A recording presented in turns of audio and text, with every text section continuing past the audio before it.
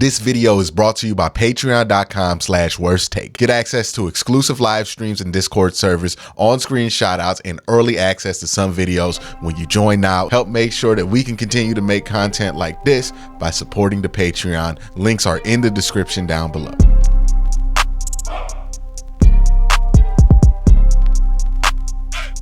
Rain delay, and then the starters finally played. We finally got to get a look at the Cleveland Browns starters. We finally got to get a look at the starters on defense and offense, and I actually think it was really worthwhile and a good decision that they put the starters out there. Now let's walk through what the conventional wisdom was during the rain delay, right? They announced the rain delay, and the second they announced the rain delay, it seemed like everybody in unison was like, hey, the starters should not play. Like, it seemed like everybody and their mom was saying that. And I disagreed. I felt like everybody who was going to play today should still play. Some people were citing, hey, the field's going to be a mess, all this stuff. It's an NFL field. This isn't high school. This isn't even college.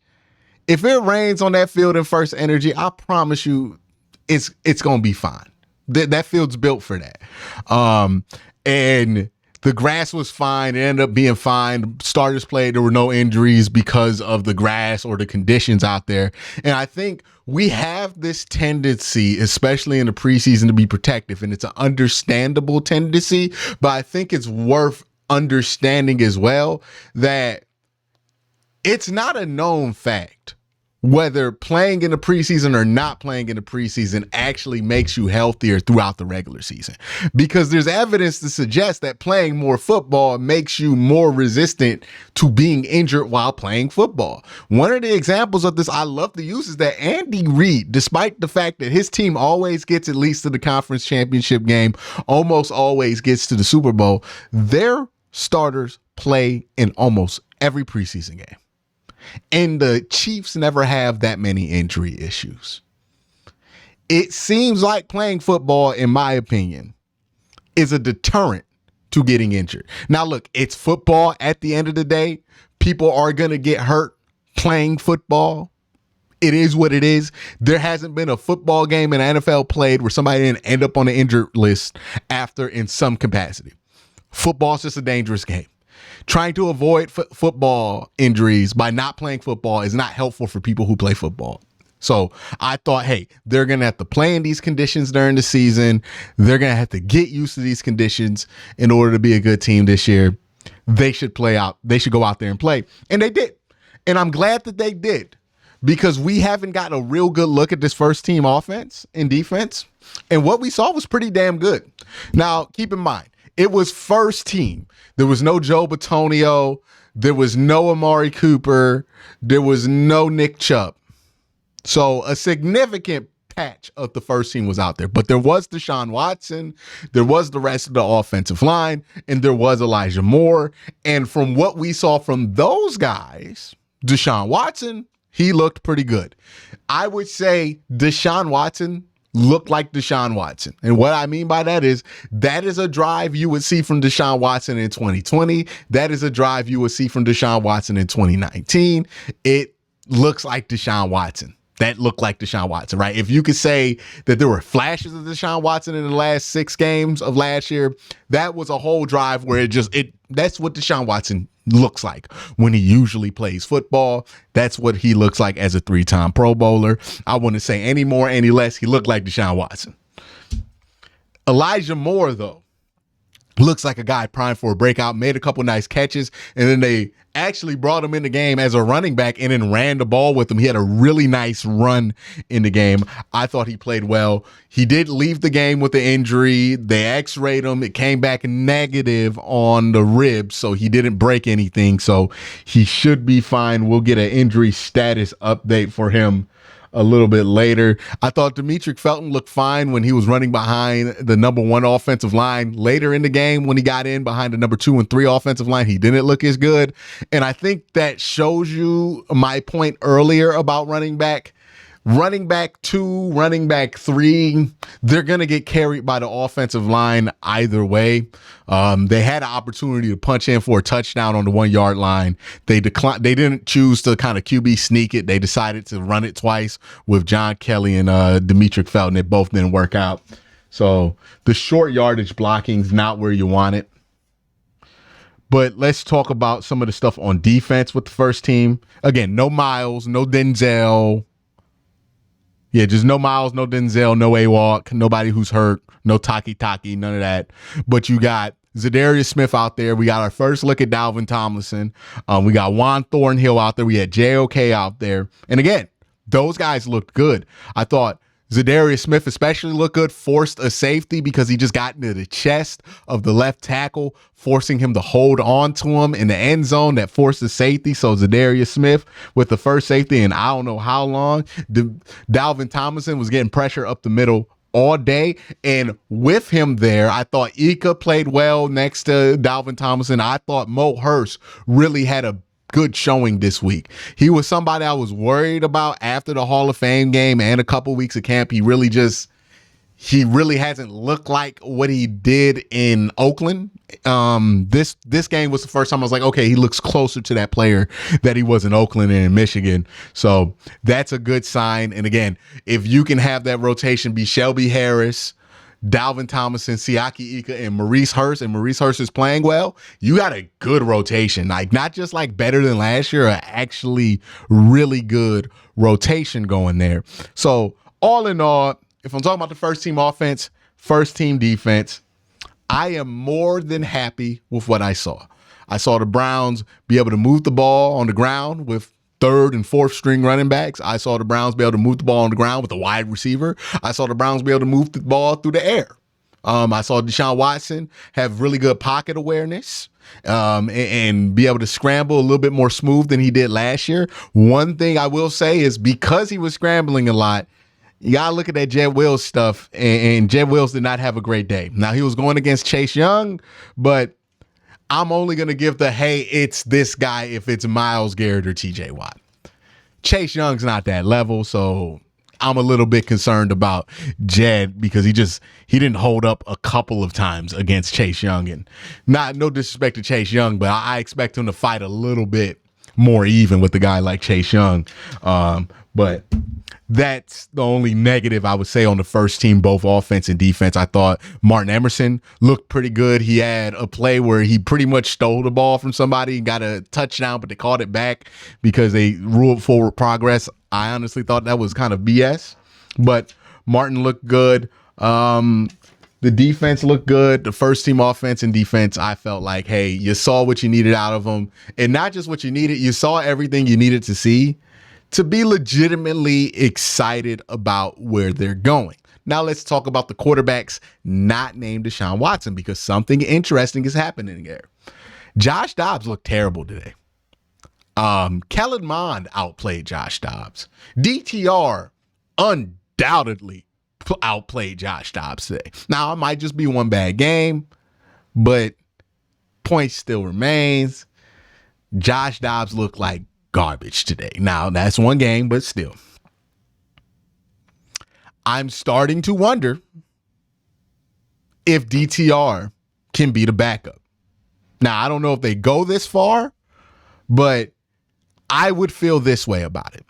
Right now, if it's during a game, I want Josh Dobbs to come in and take control in that situation. If, for whatever reason, Deshaun Watson can't play, we find out in the middle of the week and we can prepare somebody to start, I would rather go with DTR.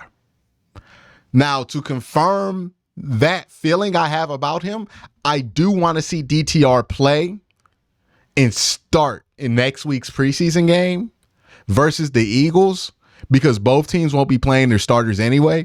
And I just want to see how he handles the starting opportunity. I want to see how he handles the step up in competition from, Hall of Fame game guys and third quarter of preseason game guys to, guys who will be in the rotation for the Philadelphia Eagles who will be playing in that game. So I want to see how he handles that. If he plays well there, we got something. Like, he might be able to be the backup, or if you want to start somebody during the week, you might want to put him in. I understand why they want to keep Josh Dobbs in, just in case they had to go to somebody in the middle of a game, because he's a vet and he's going to be more prepared to go in a situation like that. But again, I don't know. I'm starting to think DTR might be better. So DTR looked really good. Kellen Mond, I mean, like, he looked like Kellen Mond, and he wasn't actually terrible today, but he's Kellen Mond, and I just don't think there's much really to talk about. All right. Now, I mentioned that the starting offense and defense look good, because there's a clear distinction, because the starting special teams, and the starting special teams is the special teams, look terrible.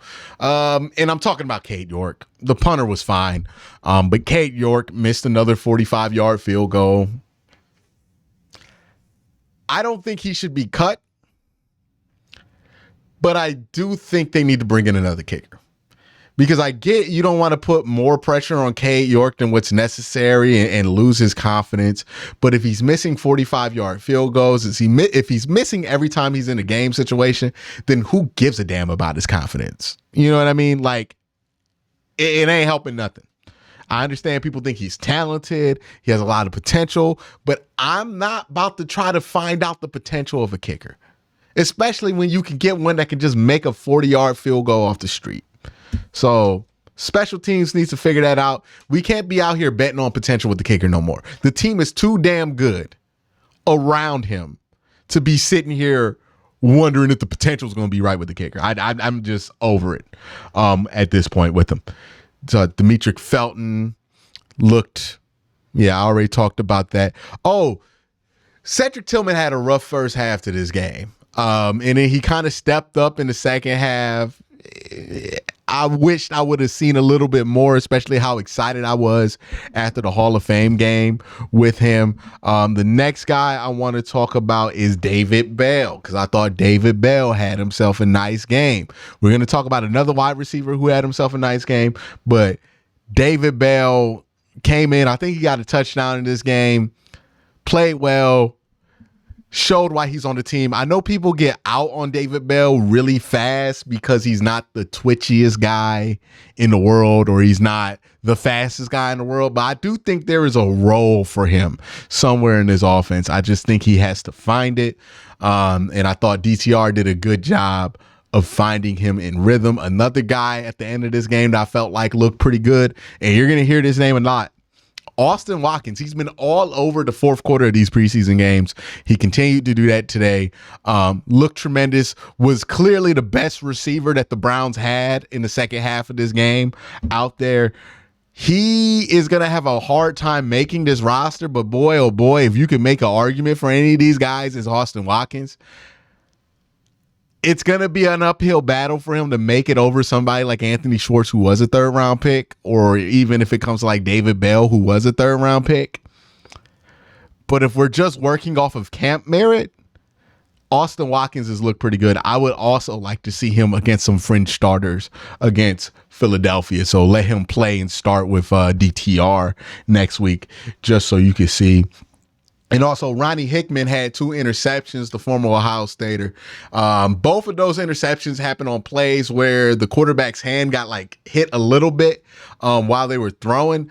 And if you are just a little bit late, Ronnie Hickman is so fast that he's going to get there. So that speed's going to be interesting. I wonder if they're going to keep him on the team just to have him play some special teams, because that speed can be really useful in that capacity. So all in all, it depends on what you are looking for, what you take out of this preseason game. For me, all I really, really cared about was the first team. I wanted them to look like they were well organized on both sides of the ball, right? How productive they were, that was going to be variables. But I wanted them to look like they had their shit together, basically. And they did. More than having their shit together. They actually looked good. Deshaun Watson looked crisp. He looked like Deshaun Watson. And that's the most important thing, right? People are going to complain about Cade York. People are going to complain about not winning the game. People are going to complain about small things in this game. But the biggest thing, the most important thing, and yes, in the preseason, more important than the scoreboard, is Deshaun Watson after 6 games where he didn't consistently look like Deshaun Watson, even for a whole drive, looked like Deshaun Watson for a whole drive. Like, that was a classic Deshaun Watson drive. Now, it wasn't like a Deshaun Watson spectacular drive, but it was oh yeah, that's Deshaun Watson. Like, if you showed me that drive in 2019 and said, this is Deshaun Watson, I'll be like, yeah, that's him. That looked like 2019, 2020 Deshaun Watson. So that's a really good place to be in. The second most important thing was the defense. Because boy, oh boy, they would have got shredded up by Sam Howell. That would have been a problem. They didn't. They actually looked really good. Got pressure. Saw him make stops. I saw a run stop in this game. It's crazy. I ain't seen that in like 2 years. So the stuff that was important, they did well. The stuff that did not go well, thought Jet Wills could have had a better game. Thought offensive line after the starters could have had a better game. I thought Josh Dobbs looked terrible. I thought Cade York looked like, unfortunately, like Cade York. And I thought that Cedric Tillman could have had a better game as well. Those things aren't great, but they're not the main concern. Elijah Moore looks great. That's important. I'm very interested to see what this team looks like when Nick Chubb and Jerome Ford are running the ball. Unfortunately, we won't see that till week 1, but I think it's very important that the offense look like that. No Nick Chubb. And Washington was playing most of their starters. So I am excited about what I saw from the starters. Let me know if you are excited about what you saw from the starters down in the comment section below. Tell me how you felt about the game. But y'all have a great day. Have an even better night.